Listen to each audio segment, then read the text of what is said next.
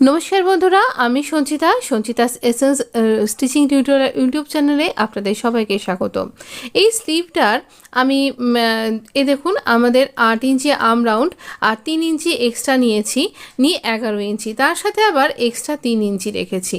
মানে এই ফ্যাব্রিকটা extra fabric আমাকে এর নেক্সট যে ভিডিওটা আসছে এখানে 9 ইঞ্চি রয়েছে, এখানে লেন্থটা 3.5 ইঞ্চিতে ড্রপ দিয়ে 2 ইঞ্চি লুজিং দিয়ে আমরা আর্ম রাউন্ডটা ড্র করছি। তো এই যেটা বলছিলাম, নেক্সট যে ভিডিওটা আপনি দেখতে পাবেন সেখানে কিন্তু আমি এই কুর্তিটার তার স্লিভ, তো কুর্তিটার ম্যাচিং ফ্যাব্রিক আমি পাইনি, যে কারণে আমার কুর্তিটার ভিডিও দিতে এতটা দেরি হলো।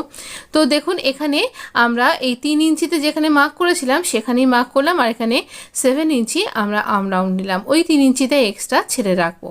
তো এবার এই দাগ বরাবর এখানে কাট করব। আর এই যে আমরা এখানে 3 ইঞ্চি নিচ্ছি, এই 3 ইঞ্চি যে এক্সট্রা অংশটা রয়েছে ওপর দিকটা খোলা রয়েছে, ওখানে জয়েন্ট পড়বে, কিন্তু অনেক সময়তেই এই কুর্তিতে জয়েন্টটা দেখতে ভালো লাগে না, সেই জয়েন্ট স্লিভকে আমরা একটু ডিজাইনার স্লিভ বানাবো, সেই জন্যই এরকমভাবে তৈরি করা। তো এইটা 4 ফোল্ড ছিল, তো আমি 2 ফোল্ড হাতে করে তুলে নিয়েছি, আর এভাবে আমরা ফ্রন্ট আর্ম রাউন্ডটা কাট করে নিলাম। এই দিকটা জোড়া রয়েছে, জোড়া অংশটা কাট করছি, এদিকেরও একটা দিক কিন্তু জোড়া রয়েছে। এবার এই যে 3 ইঞ্চি এর উল্টো দিকে মার্ক করলাম, আর এই 3 ইঞ্চির যে অংশটা সেখানেও কাট করে দিলাম। এই দুটো দিকেই কিন্তু 3 ইঞ্চির অংশটাতে কাট করে দিতে ভুলবেন না। আমি রং সাইডগুলোতেই ডাবল দাগ দিয়ে মার্ক করে নিলাম, আর এর একটা একটা করে স্লিভের পোর্শন তুলে নেব। চলুন মেশিনে গিয়ে দেখাচ্ছি কীরকম ডিজাইনটা করলাম। তো এখানে বোঝাই যাবে না যে এখানে কোনো জয়েন্ট পড়েছিল। প্রথমে তো আমরা 1/2 ইঞ্চি মতন ফোল্ড করে দুটো ফ্যাব্রিককে একসাথে জুড়ে নেব। এইভাবে জুড়ে নিলাম, নেবার পর এবার এটাকে সোজা দিকে ঘুরিয়ে নিয়েছি। নেবার পর আমি এখানে 1/2 ইঞ্চি এরকমভাবে ফোল্ড করছি, প্লিট যেভাবে দিই আমরা, এই 1/2 ইঞ্চির থেকে 1 পয়েন্ট বেশি। তো এইরকমভাবে ফোল্ড করে আমরা একটা পিন টাক্স তৈরি করব। এখানে এইরকমভাবে পিন টাক্স তৈরি করছি, এইরকম ফোল্ড করে। আবারও আমরা এই ওই দিকেই 1/2 ইঞ্চি মতন ওরকম ফ্যাব্রিককে নেব, প্লিট করার মতন তুলে নিয়ে। আর প্লিটের জন্য আমরা এখানে এই মেশিনের পায়ের যে 1 ফুট তারও অর্ধেক এরকম পর্যন্ত আমরা এখানে প্লিটের জন্য নিয়ে পিন টাক্স তৈরি করলাম। একই রকমভাবে আমরা এই যে সেলাইটা পড়েছে তার অন্য দিকটাতেও এই একই রকমভাবে দুটো পিন টাক্স দেবো। তাহলে মিডিলে জয়েন্ট রয়েছে আর তার দুদিকে আমরা এরকম পিন টাক্স দিলাম। তো আপনি বলবেন এ তো দেখাই যাচ্ছে এখানে জয়েন্ট পড়েছে, দুদিকে পিন টাক্স করা হলো, এ আর এমন কি ব্যাপার? হ্যাঁ, সত্যি কথাই এ আর এমন কি ব্যাপার, কিন্তু এর মধ্যেও কিন্তু জয়েন্টটা আমরা হাইড করে দেব।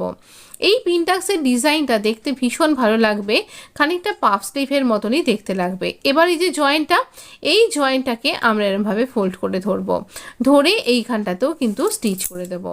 এমনভাবে স্টিচ করব দেখলে এটাকেও কিন্তু একটা পিন টাক্সের মতনই দেখতে লাগবে। তো এইভাবে স্টিচ করে নিলাম, আর তো বোঝা যাচ্ছে না এখানে কোনো জয়েন্ট পড়েছে। এবার আমরা এখানটাতে এই যে ফোল্ড করা যে ফ্যাব্রিকটা দুদিকে ছড়িয়ে দিয়ে আমরা এখানটাতে একটা বক্স প্লিট ক্রিয়েট করে নেব। তো এইভাবে বক্স প্লিট করব, এইভাবে দেখুন এখানটা স্টিচ করে দিলাম, যেখানটা কাট করে রেখেছিলাম। দুটো পোর্শনকে ধরে এই রকমভাবে স্টিচ করে নেবার পরে এইখানটায় বক্স প্লিটটাকে সমস্ত দিকে পিন টাক্সগুলোকে ছড়িয়ে দেব। আর যেটা দুটো পিন টাক্সগুলো মুখোমুখি দিকে থাকবে, এইভাবে পোর্শন করে ঘুরিয়ে রাখবো, রেখে স্টিচ করে নেব।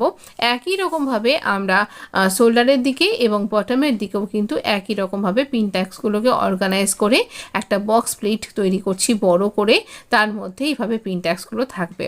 খানিকটা পাফ স্লিভের মতন এটা পরলে পারে হাতার কাছটা ফুলে থাকবে, দেখতে ভালো লাগবে। একটা কুর্তির স্ট্রিপ নিয়ে নিয়েছি, আর ফ্যাব্রিক ছিল না, 4 মিটারে একটা কোয়ারসেট বানাচ্ছি।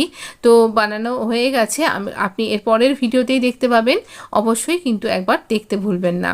ভীষণ ইজি তৈরি করা আর ভীষণ স্মার্ট একটা লুক ক্রিয়েট হয়েছে। তো দেখুন এইরকমভাবে আমরা এই স্ট্রিপটাকে সামনের দিকে 1/2 ইঞ্চি ফোল্ড করলাম, করে এই যে সেলাইটা এটাকে ঢেকে দিয়ে এর উপর দিয়ে স্টিচ করব।